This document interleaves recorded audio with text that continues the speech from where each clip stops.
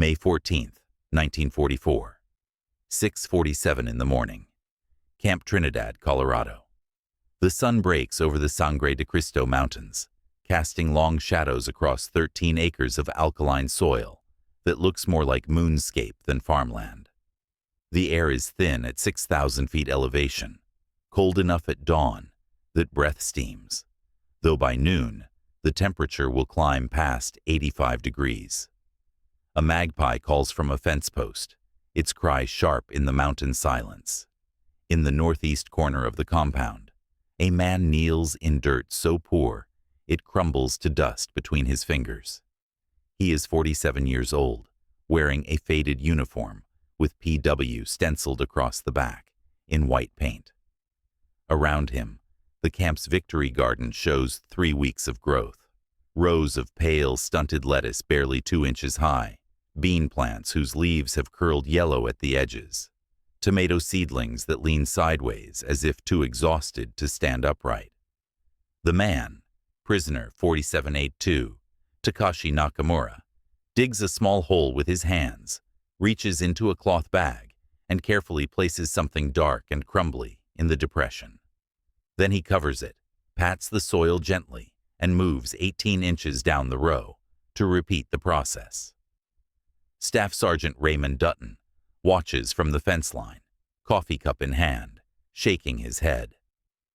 "Still messing around with that garbage, Nakamura," he calls. "We gave you good American fertilizer. Costs the Army real money. You're wasting time." Takashi doesn't respond. His hands continue their methodical work. Dig, place, cover, pat, move, repeat. By mid-July, those rows where he's placed his garbage will produce tomatoes the size of softballs, beans hanging in clusters so heavy the plants need staking, lettuce leaves broad as dinner plates.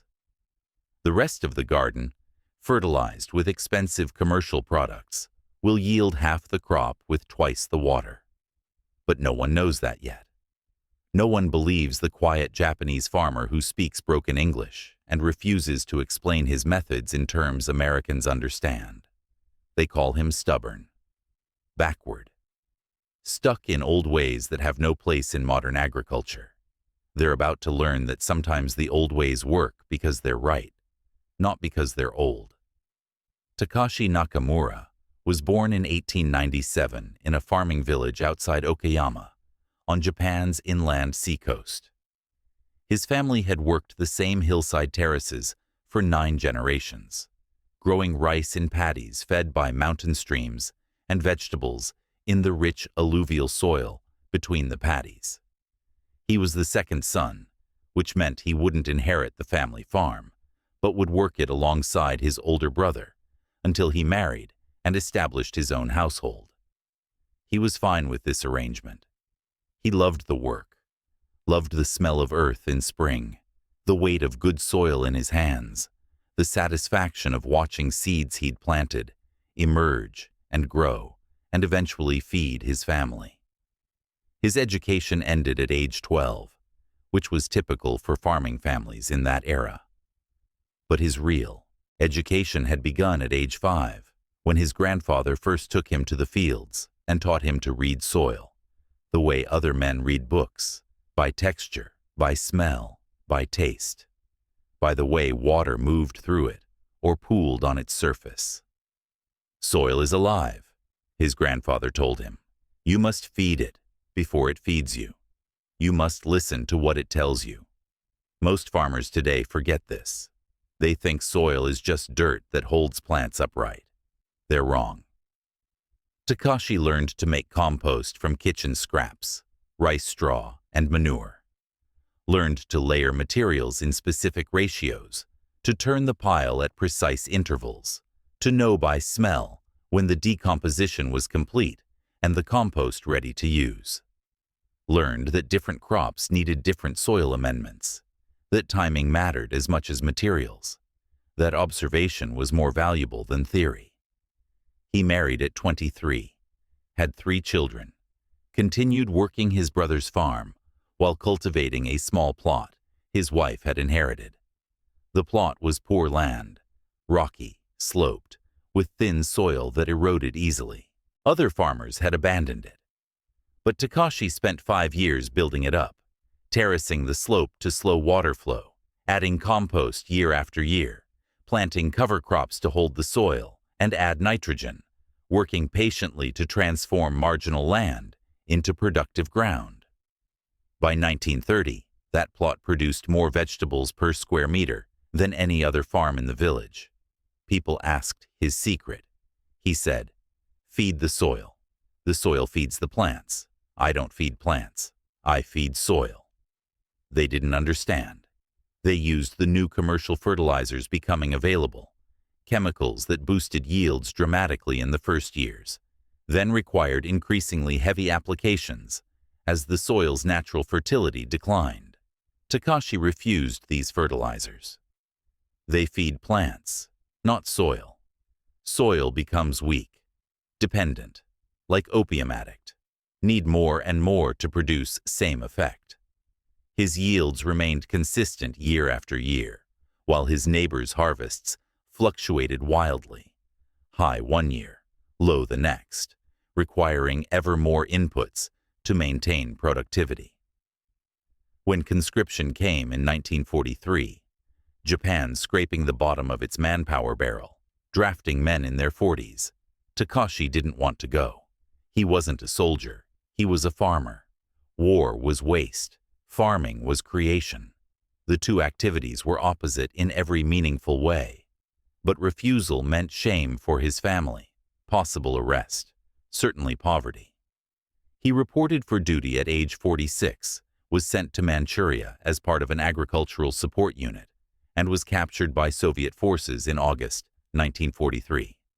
The Soviets transferred him to American custody in November, and by January 1944, he found himself in Colorado, a landscape so alien to his experience that he might as well have been sent to another planet. Camp Trinidad sat in the Purgatoire River Valley, 50 miles from the New Mexico border, in landscape that was beautiful and hostile in equal measure. The camp held 3,000 prisoners by May 1944, primarily Germans and Italians, with about 400 Japanese in a separate compound. The War Department had established victory gardens at most POW camps as part of a broader program to reduce pressure on civilian food supplies and provide productive work for prisoners. The goals were practical: supplement camp rations, reduce transportation costs, keep prisoners occupied. Most camps achieved modest success. Prisoners with agricultural backgrounds grew vegetables under American supervision. The food supplemented mess hall supplies. Everyone benefited from fresh produce in a system where most food came from cans. But Camp Trinidad faced unusual challenges. The soil was terrible, alkaline, rocky, depleted by decades of cattle ranching. Water was scarce, expensive to pump from deep wells. The growing season was short, limited by late spring frosts and early autumn freezes. Commercial fertilizers were available but rationed for civilian farms. Military installations received limited allocations. The camp's agricultural officer, Lieutenant Marcus Brennan, a farm-raised officer from Iowa, had been struggling for 3 months. He'd planted 13 acres using standard American farming methods: plow the soil, add commercial fertilizer, plant in rows, water regularly, wait for results. The results were disappointing. Germination rates were poor, plants grew slowly, yields were perhaps 30% of what similar acreage produced in Iowa. The camp commandant, Colonel Arthur Hayes, was asking questions Brennan couldn't answer. Why are we failing? What's wrong? Can we fix it? Brennan didn't know. The soil tests showed adequate nitrogen, phosphorus, and potassium, the 3 nutrients commercial fertilizers provided. By the textbook, everything should work, but it wasn't working. Then in early May, a Japanese prisoner named Takashi Nakamura was assigned to the garden detail. Brennan barely noticed him at first. Just another prisoner. one of dozens working the garden. But within days, other prisoners mentioned that Nakamura kept muttering about the soil, kept picking it up and crumbling it, and shaking his head, like something was very wrong. Brennan asked the camp's translator, a Nisei corporal named Henry Takashita, to find out what Nakamura's problem was. The answer came back. He says the soil is dead. He says you're trying to grow food in corpse. Brennan bristled. The soil's fine. Tell him if he knows better, he's welcome to try a different approach. See how far Japanese farming methods get him in Colorado. It was meant sarcastically, but Takashita translated it as a genuine offer, and Nakamura accepted immediately. The arrangement was simple. Nakamura would be given 2 rows in the tomato section, 2 in the beans, and 2 in the lettuce. He could use whatever methods he wanted. Brennan would continue standard practices on the rest of the acreage. In 3 months, they'd compare yields. Brennan agreed partly because he was curious, partly because he was desperate, and partly because he assumed Nakamura would fail, and that failure would justify continuing current methods. Nakamura's first request was for materials: kitchen waste from the mess hall, manure from the livestock pens, straw from the stables, leaves from the cottonwood trees along the river, and time to prepare these materials before planting. Brennan granted permission for everything, except the time. We're already 3 weeks behind schedule. Plant now, or forget it. Nakamura insisted through Corporal Takashita. Cannot plant in dead soil, must revive soil first, need 2 weeks minimum. 2 weeks? We'll be into June. Growing season's already short here. Better short season with living soil than long season with dead soil. Brennan refused. Plant now with what you've got, or plant the same as everyone else. So Nakamura compromised. He planted his rows using the same schedule as everyone else, but he spent every evening and weekend, his own time, beyond assigned work hours, preparing the compost and amendments he believed necessary. The other prisoners thought he was crazy. Working voluntarily? For what? To prove some point about Japanese farming methods to Americans, who'd already decided those methods were backward? But Takashi wasn't trying to prove anything to Americans. He was trying to save the soil. The waste offended him. Waste of resources, waste of prisoners' labor, waste of land that could be productive if properly treated. He built 3 compost piles behind the garden shed, 1 for kitchen waste, 1 for manure mixed with straw, 1 for leaves and grass clippings. He layered them carefully, adding water to each layer, turning them weekly to aerate and accelerate decomposition. Sergeant Dutton, supervising the garden detail, watched this with bemused contempt. Look at him, building garbage piles. That's not farming, I don't even know what that is. Brennan was more conflicted. His Iowa farming background told him compost was old-fashioned, inefficient, unnecessary, when commercial fertilizers provided measured nutrients more reliably. But another part of him, the part that remembered his grandfather's farm, the smell of manure piles aging behind the barn, the rich black soil those piles eventually created, recognized something familiar in Nakamura's work. Still, he didn't interfere. Let the old Japanese farmer try his methods. When they failed, at least Brennan would have proof that modern American agriculture was superior. By mid-June, the differences were becoming visible. Brennan's rows showed typical growth. Plants were alive, functioning, producing, but they looked stressed. Leaves were pale green rather than deep green. Growth was slow. Some plants showed nutrient deficiency symptoms despite regular applications of commercial fertilizer. Nakamura's rows, where he'd worked aged compost into the soil around each plant, showed different characteristics. The plants were darker, more vigorous. They grew faster, put out more leaves, seemed healthier in ways that were hard to quantify but impossible to miss, Brennan noticed. So did other prisoners working the garden. So did Sergeant Dutton, though he refused to acknowledge it explicitly. "Could be luck," he said. "Some plants just grow better." But by early July, luck couldn't explain the differences. Nakamura's tomato plants were 18 inches taller than the others, covered in blossoms, already setting fruit. His bean plants were so vigorous, they'd outgrown their stakes and needed taller supports. His lettuce formed tight, heavy heads, while the other lettuces remained small and prone to bolting in the heat. The crisis came in mid-July, when Colonel Hayes toured the garden and asked Brennan to explain why 13 acres were producing less food than predicted while 6 rows, a tiny fraction of the total area, were clearly outperforming everything else. "What's different about those rows?" Hayes asked. Brennan hesitated. Then, "That's prisoner Nakamura's section. He's using composted organic materials instead of commercial fertilizer." "And it's working better?" "Appears to be, sir."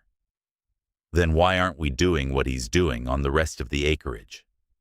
That was the question Brennan had been avoiding. Pride, stubbornness, assumption that American methods were inherently superior to Japanese methods, inability to admit that a prisoner might know something an American agricultural officer didn't. He gave the only answer he could. "I didn't think it would work, sir. I was wrong." Hayes looked at the rows, looked at Brennan, made a decision. Find out exactly what he's doing. Implement it camp-wide. I don't care if it's Japanese or Martian. If it grows food, we use it. The next morning, Brennan approached Nakamura through Corporal Takashita. The conversation was awkward, asking a prisoner to teach him, asking an enemy to explain why American methods were failing. "Why is your soil better?" Brennan asked. Nakamura picked up a handful of soil from Brennan's rows, crumbled it, let it fall. Then he picked up soil from his own rows. The difference was obvious. Brennan's was compacted, lifeless, pale. Nakamura's was loose, dark, rich with visible organic matter. "Your soil is like skeleton," Nakamura said in halting English. "Has structure, yes. Has minerals, yes. But no life, no worms, no bacteria, no fungus. Dead. The commercial fertilizer provides what plants need. Provides NPK, nitrogen, phosphorus, potassium. But plants need more than 3 things. Need trace minerals. Need living soil that makes nutrients available. Your fertilizer is like giving sick person 3 vitamins. Better than nothing. But not health." Brennan listened. His textbooks emphasized NPK ratios, optimal application rates, yield per acre, per unit of fertilizer. They said nothing about soil life, about microbiology, about the complex interactions between organic matter and nutrient availability. "What do you do differently?" Nakamura explained through Takashita, explained slowly because the concepts didn't translate easily into English, explained using demonstrations when words failed. He showed how he layered compost materials in specific ratios.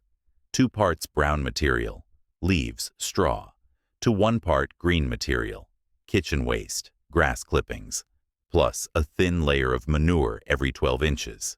He showed how he turned the piles, how he tested moisture by squeezing a handful to see if water dripped out, too wet, or if it crumbled, too dry.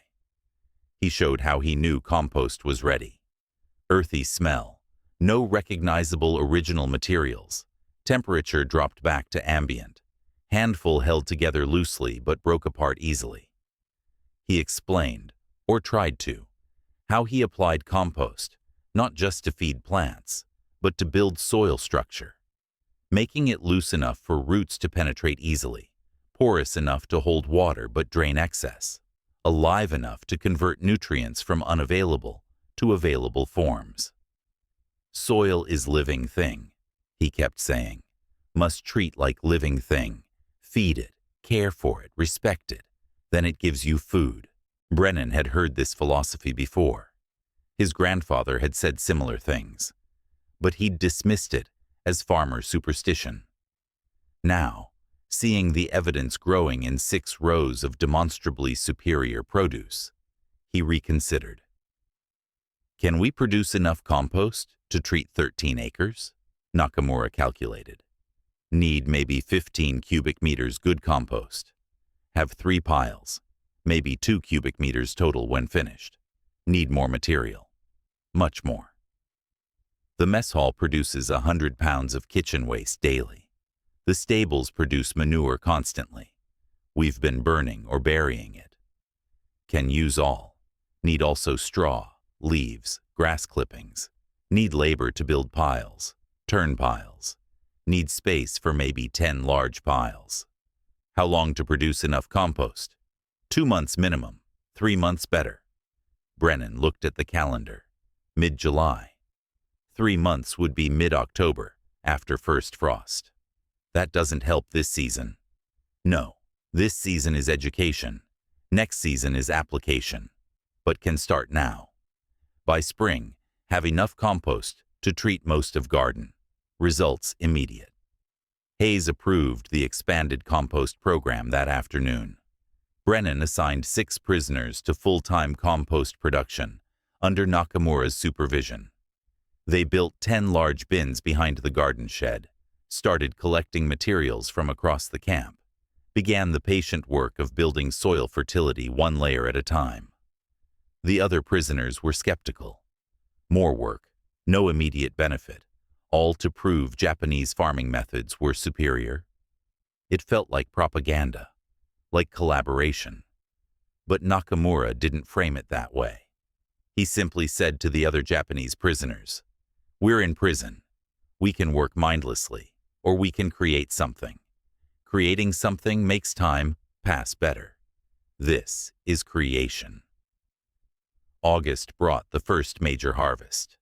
Brennan's sections produced modestly, 40 pounds of tomatoes per row, 20 pounds of beans, 15 heads of lettuce. Nakamura's rows, 120 pounds of tomatoes, 70 pounds of beans, 50 heads of lettuce. Triple the yield from identical space, identical growing conditions, identical water, identical sun. The only difference, soil preparation. The camp mess hall served fresh vegetables for the first time in weeks. Prisoners and guards alike noticed the quality. Tomatoes that actually tasted like tomatoes, beans that snapped instead of wilted, lettuce that stayed crisp. Word spread. Other POW camps inquired. The Colorado Agricultural Extension Service sent a representative. The local newspaper ran a story. POW garden produces record yields using Japanese methods. Brennan found himself in the peculiar position of defending Japanese agricultural practices to skeptical American farmers who visited the camp. "I know it sounds backward," he'd say. "I thought so too. But the results speak for themselves." Some visitors refused to believe it. They insisted the differences must be due to something else. Better seeds, more water, favorable microclimate. Brennan would walk them through both sections, show them identical inputs except for soil treatment, let them taste vegetables from each section. The difference was undeniable. Eventually, even the skeptics had to acknowledge Nakamura's methods worked. By September, all camp gardens were being prepared with compost. By October, the camp had produced 200 pounds of vegetables, triple the June projection, enough to reduce purchased produce by 40% for the entire camp population. Colonel Hayes commended Brennan for implementing innovative agricultural practices that achieved exceptional results. Brennan accepted the commendation, but redirected credit. Prisoner Nakamura developed and demonstrated the techniques. I only had the sense to recognize their value and implement them camp-wide. Hayes suggested commending Nakamura as well. The idea stalled in bureaucracy.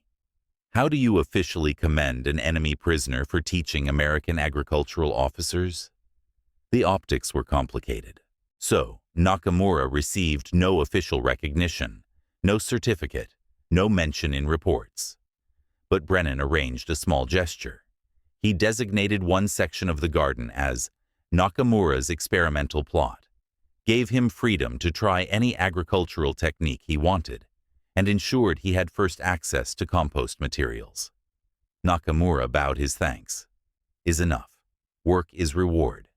Seeing soil alive again is reward. By spring 1945, Camp Trinidad's agricultural program had become a model for other camps. Brennan wrote a detailed manual. Composting methods for military installations, which the War Department distributed to all POW camps nationwide. The manual credited techniques developed by Japanese agricultural workers, but didn't name Nakamura specifically. Military bureaucracy had no mechanism for acknowledging individual enemy prisoners' contributions. Other camps implemented the methods with varying success. Some had suitable materials and dedicated labor. They achieved similar yield improvements. Others cut corners, built inadequate compost, saw minimal benefits, and concluded the techniques worked in Colorado, but not here. Brennan corresponded with these camps, troubleshot their problems, emphasized that the methods required patience and precision. It's not magic, he wrote. It's biology. The life cycle of decomposition can't be rushed. But if done correctly, the results are reproducible anywhere. By summer 1945, an estimated 37 POW camps had implemented compost-based agriculture programs. Collectively, they produced an additional 67,000 pounds of vegetables compared to previous years, enough to feed roughly 200 people year-round. The agricultural impact was meaningful, but not transformative. The real transformation was conceptual. American military agriculture had learned from Japanese traditional practices that organic soil building produced superior results to chemical fertilizer in depleted soils. After the war, this lesson influenced the emerging organic farming movement. Veterans who'd seen compost work at POW camps returned home, skeptical of commercial fertilizer dependence. Some started their own compost operations. A few became leaders in alternative agriculture. But in 1945, these future developments were invisible. What was visible? A Japanese prisoner had taught American officers that their modern methods had blind spots, that traditional knowledge contained wisdom worth preserving, that the enemy was capable of constructive contribution, even during war. Takashi Nakamura was repatriated in December 1945. He returned to Okayama to find his village damaged but recoverable, his family alive but struggling, his farm in need of the same patient rebuilding he'd practiced in Colorado. He resumed farming. His methods hadn't changed. They'd only been validated. But post-war Japan was desperate for increased food production, and the government was promoting chemical agriculture as the path to food security. Takashi resisted these promotions. He continued composting, continued building soil fertility organically, continued achieving yields that matched or exceeded his neighbors, despite using no commercial inputs.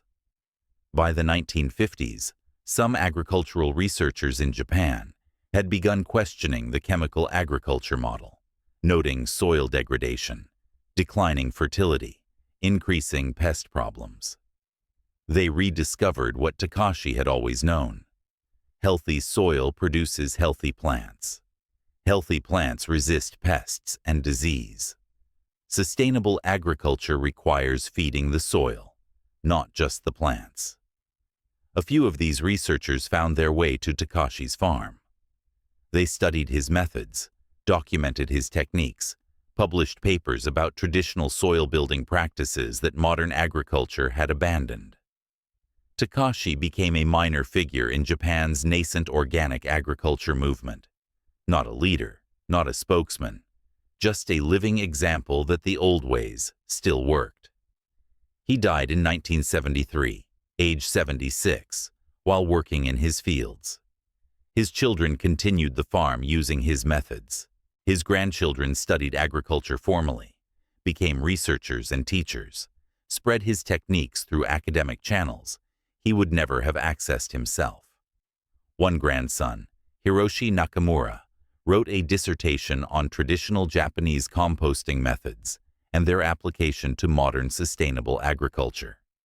The dissertation included a chapter on his grandfather's work at Camp Trinidad, work Hiroshi only learned about after Takashi's death, when he found letters his grandfather had written but never sent, describing his efforts to wake dead soil in America. Lieutenant Marcus Brennan returned to Iowa after the war and took over his family's farm. He implemented composting immediately, spent 5 years rebuilding his soil, and eventually became an early advocate for what would later be called sustainable agriculture.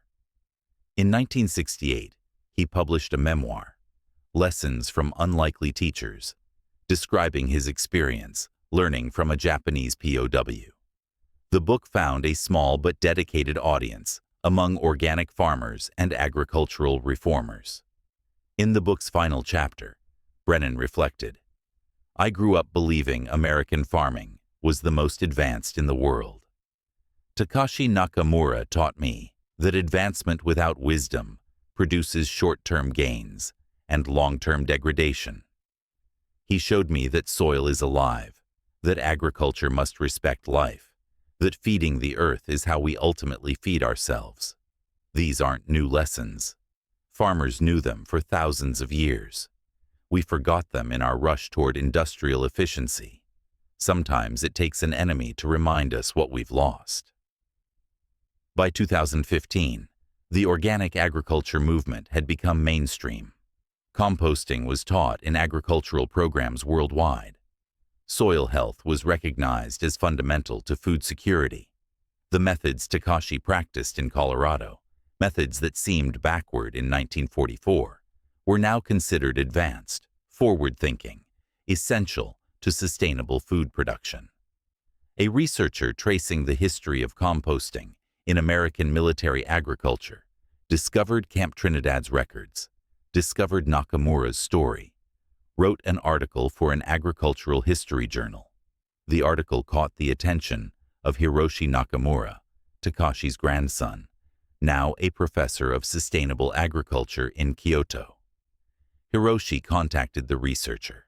They collaborated on a more comprehensive study, Cross-Cultural Agricultural Exchange in World War II POW Camps. The study documented not just Nakamura's work, but similar instances where prisoners' traditional knowledge had solved problems that modern methods couldn't address. The study concluded, "War creates unexpected opportunities for learning when parties set aside ideological resistance and focus on practical problems requiring practical solutions."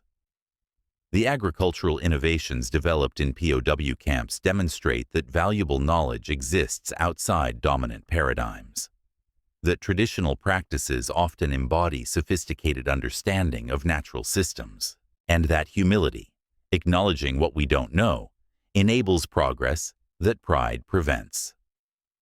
In 2020, the Colorado Agricultural Heritage Center opened an exhibit, Feeding the Camp, Agriculture in Colorado POW Facilities, 1943-1946. The exhibit included a small section on Nakamura's work at Camp Trinidad, displayed alongside photographs of the garden, Brennan's composting manual, and testimonials from prisoners who'd worked the garden detail. One testimonial, from a German prisoner named Klaus Weber, read, "At first we thought the Japanese farmer was crazy, building garbage piles, working after hours for no pay, obsessing over dirt that looked fine to us. But watching his plants grow while ours struggled taught us something important. Nature doesn't care about nationality or ideology. It responds to whoever understands and respects it. Nakamura understood. He respected. The earth gave him abundance in return. That lesson stayed with me. After the war, I became a farmer in Bavaria. I still compost. I still remember the Japanese man who taught us to feed the soil. The exhibit attracted modest attention. A few hundred visitors annually, mostly agricultural students and farming families. But those who visited often left thoughtful, moved by a story that complicated simple narratives about enemies and allies, about superior and inferior methods, about who teaches and who learns. Today, Takashi Nakamura's name appears in footnotes of agricultural history texts, in bibliographies of sustainable farming literature, in genealogies of the organic movement. He's not famous. His contribution wasn't revolutionary. He simply practiced what he'd always practiced, proved that it worked even in hostile soil and hostile circumstances, and left a small but measurable legacy in the form of richer soil, healthier plants, and minds opened to possibilities they'd dismissed as backward. The guards who'd mocked his garbage piles were long dead by the time his methods became mainstream. They never knew they'd been wrong, never knew that the old Japanese farmer kneeling in Colorado alkaline soil was demonstrating principles that would eventually transform industrial agriculture. But perhaps they didn't need to know. Perhaps what mattered was simpler. In a time of war, a farmer kept farming. In a place of death, he cultivated life. In a system designed to contain and control, he found space to create. He fed the soil. The soil fed the plants. The plants fed people who'd forgotten where food actually comes from, who'd mistaken chemical inputs for fertility, who'd believed that traditional knowledge was obsolete and modern methods were always superior. They learned otherwise. One tomato plant at a time, one row at a time, one season at a time, until the evidence became undeniable and the old ways proved to be the right ways all along. 75 years after Takashi Nakamura knelt in Colorado soil and taught American agricultural officers that dead earth could be awakened through patient composting, a group of 8th grade students from Trinidad Middle School took a field trip to what used to be the site of Camp Trinidad POW facility.